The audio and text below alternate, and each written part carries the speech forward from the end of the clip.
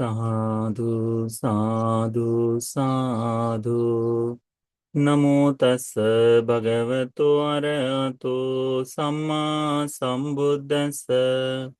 नमो तस् भगवतो अरहतो सम्मा संबुद्दस्स। नमो तस् भगवतो अरहतो सम्मा संबुद्दस्स।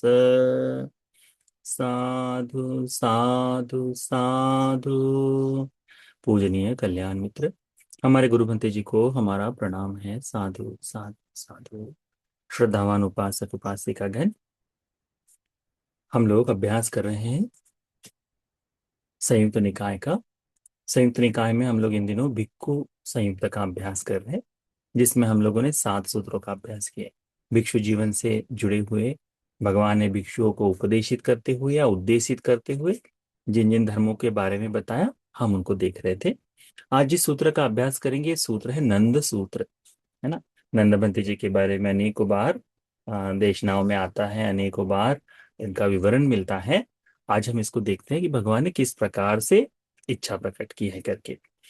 यह सूत्र जो है नंद सूत्र, यह श्रावस्ती में ही भगवान विराजमान थे, तब नंदबंती जी के लिए उन्होंने कहा था।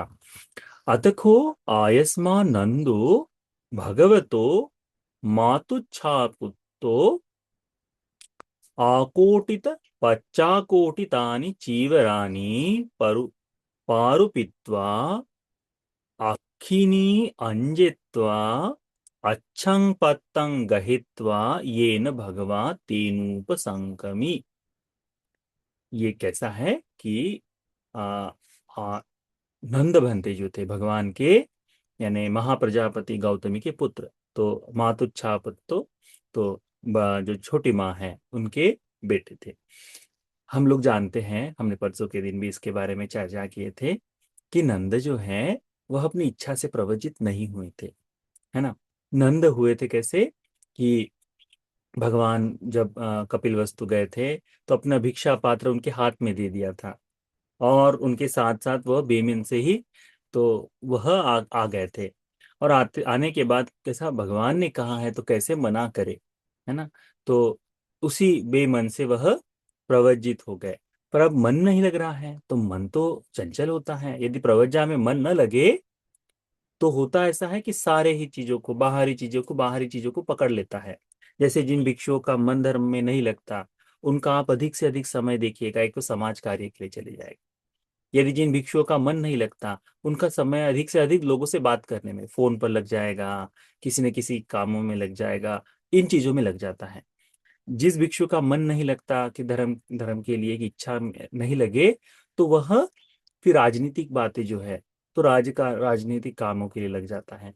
यदि वह नहीं होता तो आपने देखा होगा भिक्षु दूतों का भी काम करते हैं। जिस भिक्षु का मन न लगे वो क्या करता है, अच्छा तुम्हारा लड़का है, हाँ हमारी लड़की है, ये यहाँ है, हाँ शादी ब्याह के काम। हमने ऐसे देखा है लोगों को, ठीक है। परंतु ये सारी चीजें वो काषाय पहन के करता है, तो लगता कैसे है कि वह भिक्षु जीवन में है, अच्छा है, ट्रस्टवर्दी है। परंतु सन्यास में मन लगने के कारण क्या हो रहा है, उसका मन धर्म से बाहर जा रहा है। यदि उनसे पूछे कि धर्म का कितना पढ़ाई कर रहे हो, एक सूत्र एक दिन पढ़ सकते हो क्या, तो कहेंगे नहीं, एक दिन एक सूत्र का भी अभ्यास नहीं होता। अनेकों बार ऐसा होता है कि सूत्र पढ़ लेगा, परंतु उसके चिंतन मनन के लिए वो नहीं हो पाता। हमको इस सूत्र से सीखने को मिलेगा। सारिपुत्र भंते जी ने एक बात कही थी, इस दुनिया में सबसे कठिन कुछ है तो वो प्रवजित हो जाना है। प्रवजित हुए व्यक्ति के लिए सबसे कठिन कुछ है तो इस धर्म में मन लगे रहना, ये सबसे कठिन है। धर्म में मन लगा रहे, उससे सबसे कठिन क्या है कि धर्म साधना का अभ्यास करना कठिन है, कहते हैं। मन लगना और अभ्यास करना, इन दोनों में अंतर होता है ना। तो मन प्रवज्जित हो जाना कठिन है, जो प्रवज्जित हो गया उसका धर्म में मन लगना, ये बड़ा कठिन काम है, बहुत कठिन काम है।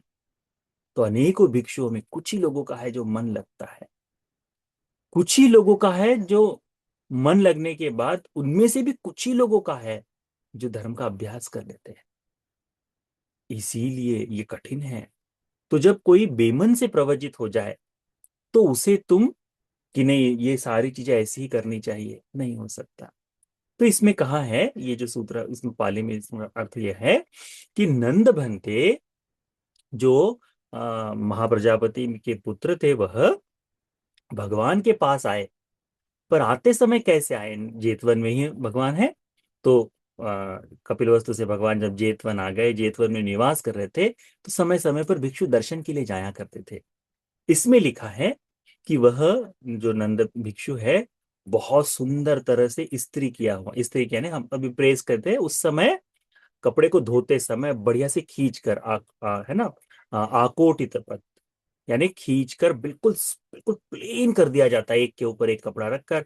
हम लोग, तुम में से जो कोई हॉस्टल में रहा हो, और पहले समय में प्रेस नहीं हुआ करती थी, तो लोग क्या करते थे, शर्ट को बढ़िया से फोल्ड करके उसको तकिया के नीचे दबा देते थे, या फिर किसी वस्तुओं के एक एक दो तीन इसके नीचे दबा देते थे। उससे कैसा, बिल्कुल वो इस्त्री वाली फीलिंग आ जाती थी।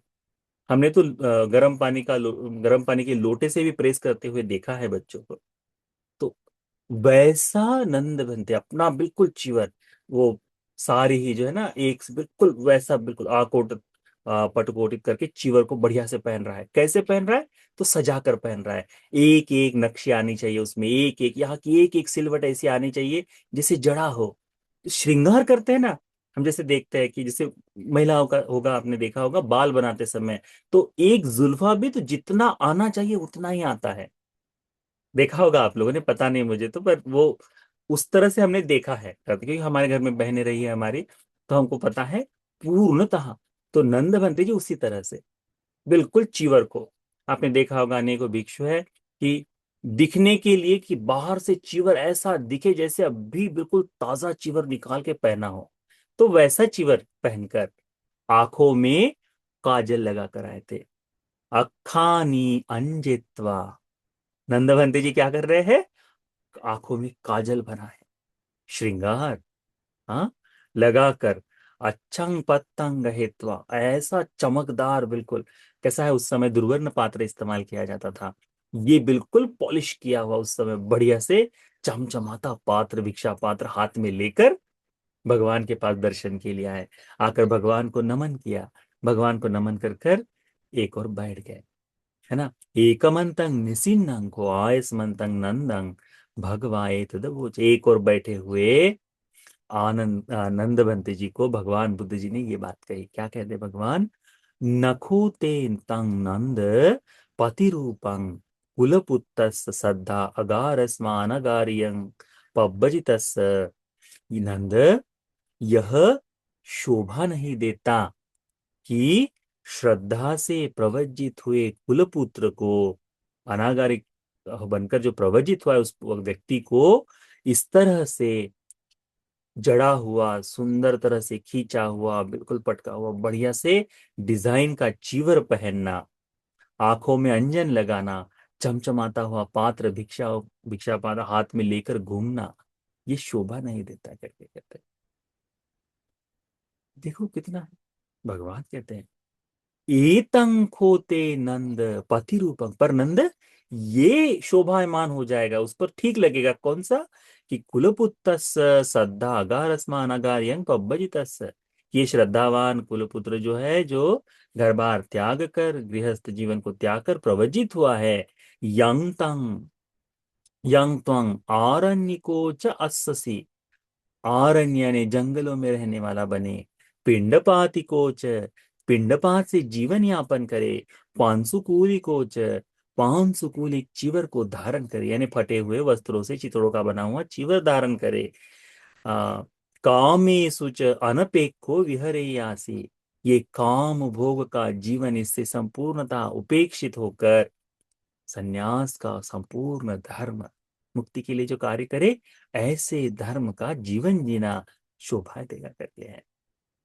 तो भगवान ने ये कहने के पश्चात, भगवान ने ये गाथा भी भगवान ने नंदमंत जी के लिए कही। कहा कहते हैं, कदाहं नंदं पश्येयं आरण्यं पांशुकूलिकं अन्या तुच्छेन यापेन्तं कामेषु अनपेक्षिनंति, कि कब मुझे नंद बंते जी देखने को मिलेंगे, जो जंगल में रहते हैं, पांशुकुलिक धारण करते हैं, है ना।